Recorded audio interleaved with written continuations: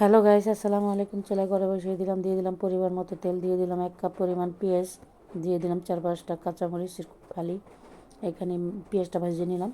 এখানে চিংড়ি মাছ দিয়ে দিলাম। চিংড়ি মাছটা একটু ভেজে নিব ভালো করে। দিয়ে দিলাম পরিমাণ মতো লবণ, দিয়ে দেবো হলুদের গুঁড়া, সরষের গুঁড়া একসাথে, দিয়ে দেবো 1 চামচ আদা রসুনের পেস্ট। ভালো করে ভেজে নিব, একটু হালকা পানি দিয়ে দিব, ভালো করে কষিয়ে নিব। দিয়ে দেবো সামান্য মরিচের গুঁড়া, ভালো করে কষিয়ে নিলাম। আজকে লাউ চিংড়ি রান্না করব। দিয়ে দিলাম লাউটা, একটা কচি লাউ আনিয়েছি, একদম কচি। আমি আবার টাটকা বাজার করে, টাটকা বাজার প্রতিদিনের বাজার প্রতিদিন রান্না করি। আপনারা এইভাবে রান্না করে খাবেন। তো আমাদের বাজার তো পাশেই, এই জন্য আমাদের কষ্ট হয় না। তো আমি কিছুক্ষণ পরে ফিরে আসলাম, একটু নাড়াচাড়া দিচ্ছি। আজকে লাউ চিংড়ির রেসিপি দেখাবো। আপনারাও তো এভাবে অনেকেই রান্না করে খান, আমিও খাই। তো আমার রেসিপিটা তো ভালো লাগলে অবশ্যই সাবস্ক্রাইব করে দিবেন।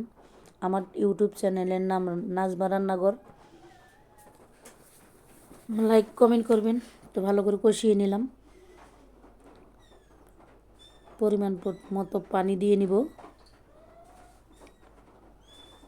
নেড়ে দিচ্ছি। আর একটু সামান্য পানি লাগবে। ঢাকনা দিয়ে ঢেকে দিলাম। ফিরে আসলাম কিছুক্ষণ পর।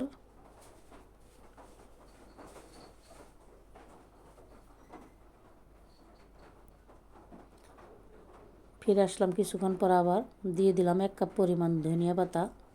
এখন শীতের সিজনে এসে পড়েছে, এখন ধনিয়া পাতা না হলে তরকারি খুব মজা লাগে না, খেতে অনেক মজা লাগে ধনিয়া পাতা দিয়া লাউ চিংড়ি রান্না করলে সেরকম। তো এটা রেসিপি হলো লাউ চিংড়ি।